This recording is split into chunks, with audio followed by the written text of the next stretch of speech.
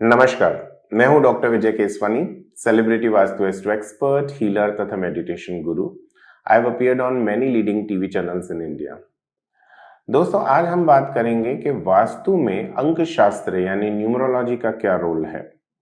क्या न्यूमरोलॉजी सचमुच अफेक्ट करता है?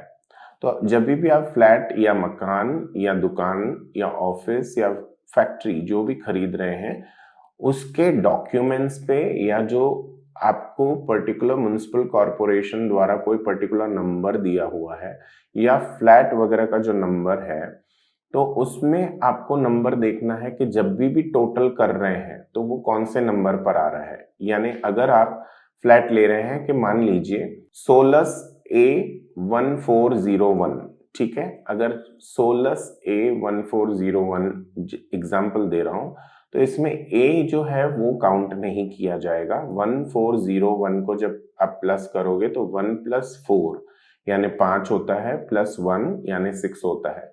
6 नंबर शुक्र से संबंधित है। तो अब हम उसके बारे में जानेंगे कि कौन से नंबर्स आपके लिए अच्छे हो सकते हैं, कौन से कम अच्छे हो सकते हैं, कौन से एवरेज हो सकते हैं। कोशिश कीजिएगा कि आपके जो भी फ्लैट आप चॉइस कर रहे हैं वो 1, 2, 3, 5 या 9 पर हो, ठीक है। पहला नंबर क्या करता है, दूसरा नंबर कौन से ग्रह से संबंधित है, उसके क्या प्लस पॉइंट्स हैं, क्या माइनस पॉइंट्स हैं, उसके बारे में बात करते हैं। अगर आपके घर का नंबर 1 है, जब आप चारों डिजिट्स या जो भी टोटल नंबर आपके पास है उसको ऐड करते जाएंगे तो सिंगल डिजिट जो आपके पास प्राप्त होगा वो आपके लिए नंबर है। मान लीजिए कि आपका टोटल होता है 10 पर, तो 1 + 0 यानी 1 एक नंबर कंसिडर किया जाएगा। तो अब हम बात करेंगे, अगर एक नंबर मकान का आपके बैठ रहा है तो वो सूर्य से संबंधित है। ऐसे घर में रहने वाले व्यक्ति हमेशा स्फूर्ति पूर्वक रहते हैं, यानी उनके अंदर बहुत ही पॉजिटिव एनर्जी रहती है और यह गवर्नमेंट से संबंधित कुछ भी अच्छा कार्य कर सकते हैं। अच्छे लोग, हेल्पफुल पीपल मिलेंगे उनको, जो उनके जीवन को आगे बढ़ने में मदद करेंगे। नंबर 2 वाले मकान में रहने वाले अपने जीवन में अपने लक्ष्यों को प्राप्त कर पाएंगे, गोल्स को प्राप्त कर पाएंगे, लेकिन ये बहुत ही ज्यादा इमोशनल किस्म के व्यक्ति होते हैं, क्योंकि 2 नंबर जो है वो चंद्रमा के साथ संबंध रखता है और 2 नंबर के व्यक्ति जो हैं वो हमेशा इमोशंस से डिसीशंस लेते हैं, जिसके कारण वो कभी कभी बहुत बड़े प्रॉब्लम में भी पड़ सकते हैं। यानी किसी के मोह में आपको पढ़कर या इमोशंस में बहकर आपको कोई भी, जो भी आपके बिजनेस से संबंधित चीजें हैं उसमें जो भी डिसीजन मेकिंग कर रहे हैं सोच समझ के कीजिए, अन्यथा उसके नुकसान भी हो सकते हैं। 3 नंबर के व्यक्ति जो हैं या 3 नंबर के घर में जो व्यक्ति रहते हैं, ये बृहस्पति से संबंध रखता है और बृहस्पति जो है वो देवताओं का गुरु है और बहुत ही पावरफुल है, निष्ठावान है, अच्छे चरित्र या चाल चलन से संबंधित रखते हैं। ऐसे घर बहुत ही पॉजिटिव रहता है। इसमें आपको धन, यश, कीर्ति, नाम, मान, सम्मान ये सभी की प्राप्ति होती है। आपके घर में अगर 3 नंबर के मकान में आप रहते हैं तो घर में अच्छे संस्कार होते हैं।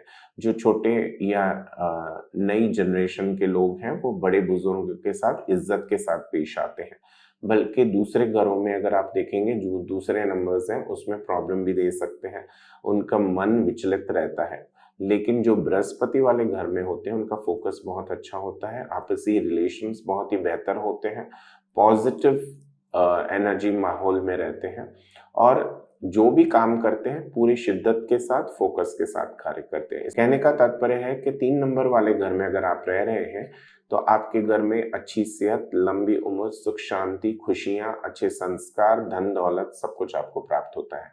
लेकिन अगर आप इसी तरह से 7 नंबर या 4 नंबर के घर में आओगे तो बहुत सारा धन व्यय होगा, हमेशा आपकी मूड स्विंग्स रहेंगी, बहुत सारा गुस्सा आपके अंदर रहेगा। जैसे ही घर के अंदर प्रवेश करोगे नकारात्मक ऊर्जाएं आपको पकड़ लेती हैं, घेर लेती हैं और आपको कभी कभी ऐसे लगता है जैसे ही मैं दहलीज क्रॉस करके अपने घर के अंदर प्रवेश किया तो तब से ही मेरे सभी लोगों के साथ रिलेशंस खराब होते जा रहे हैं। बहुत बार ऐसा होता है, आप करके देखिए कि ऐसे नंबर के घर में अगर आप रहते हो, जैसे ही आप घर में अंदर प्रवेश करोगे सडनली आपको लगेगा कि मुझे सबके ऊपर गुस्सा आ रहा है, मैं सबके ऊपर चीखूं, चिल्लाऊं, गुस्सा करूं।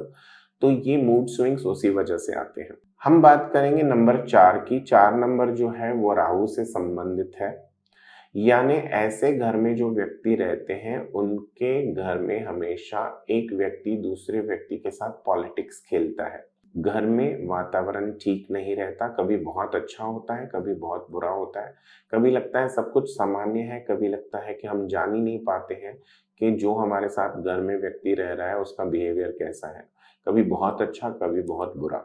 उसी तरह से धन टिकता नहीं है, कभी धन बहुत ज्यादा आ जाता है, कभी धन आने में बहुत सारी दिक्कतें और मुश्किलें भी आती हैं।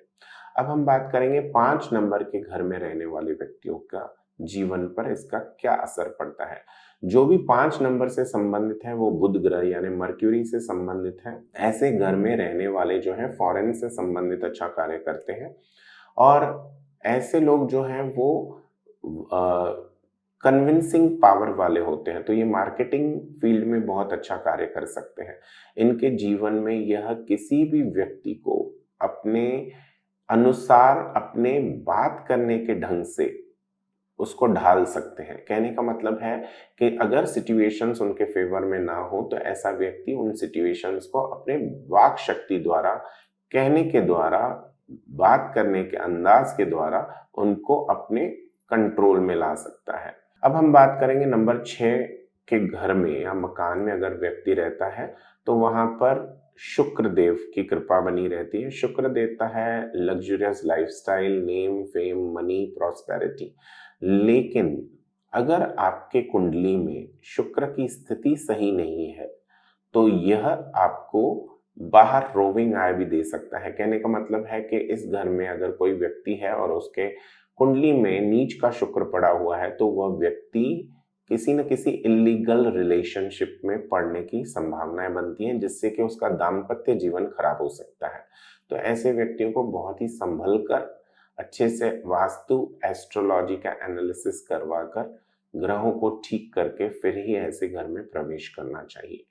अब हम बात करेंगे हमारे 7 नंबर के घर वाले व्यक्ति जो है उनके जीवन में बहुत सारे कष्ट, दुख, हेल्थ से संबंधित इश्यूज होते हैं, लेकिन बहुत बड़े जैकपॉट्स भी इनको लाइफ में लगते हैं।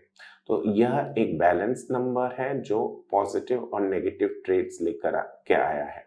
केतु से संबंधित घर में जब हम रहते हैं तो हमें बहुत सारी लिथार्जिक, यानी कहने का मतलब है कि घर पूरे बॉडी में ना सुस्ती सुस्ती जैसा माहौल महसूस होता है।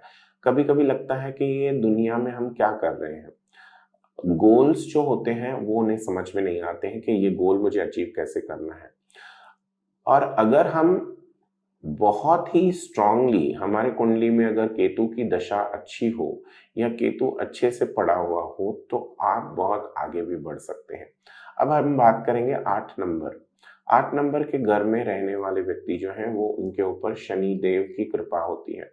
कहने का मतलब है कि ऐसे लोगों के जीवन में अगर उन्होंने बहुत सारा हार्ड वर्क किया होता है और ऐसे घर में शिफ्ट करते हैं तो उसके फ्रूट्स भी उन्हें मिलते हैं, यानी उनको उसके अच्छे फायदे होने शुरू हो जाते हैं। उन्हें धन लाभ होता है और धन लाभ भी बहुत बड़ा धन लाभ होता है, जैकपॉट्स कहा जाता है, विंडफॉल ऑफ मनी कहा जाता है।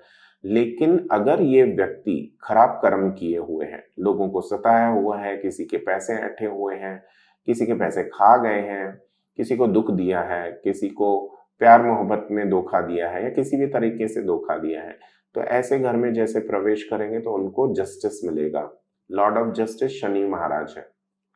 इसकी वजह से उनके जीवन में बहुत सारी परेशानियां, दुख, तकलीफें आ सकेंगी, क्योंकि Shani is a Lord of justice. वो आपके कर्मों के हिसाब से ही आपको आपका फल देता है। अब 9 नंबर के जो व्यक्ति हैं उन पर मंगल की दशा होती है, मंगल की कृपा होती है। अब मंगल की कृपा होने के वजह से ऐसे लोगों के अंदर लीडरशिप क्वालिटीज होती हैं। ऐसे व्यक्ति ज्यादातर स्पिरिचुअलिटी की तरफ खुद ही आगे बढ़ते हैं। 9 नंबर बहुत ही स्टेबल नंबर है। आप हमेशा, आपका और आपका परिवार प्रोटेक्टेड रहता है किसी न किसी रूप में। अगर आपके ऊपर कष्ट भी आए तो आप उसमें से बहुत अच्छे से बाहर भी आ जाओगे सिचुएशन से। ये इसलिए क्योंकि ईश्वर का नंबर भी 9 माना गया है, तो वहां से आपको ब्लेसिंग्स मिलती हैं, आप उस प्रॉब्लम से अच्छे से बाहर आ सकते हैं।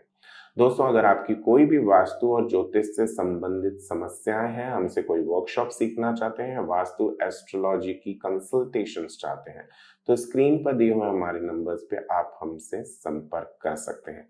इसी तरह के बहुत सारे अलग अलग वीडियोस जो आध्यात्म, वास्तु और ज्योतिष से संबंधित हो, उसकी अगर आपको जानकारी चाहिए तो हमारे चैनल को लाइक, शेयर और सब्सक्राइब अवश्य करें। तब तक के लिए विजय केसवानी को आज्ञा दें। जय श्री राम।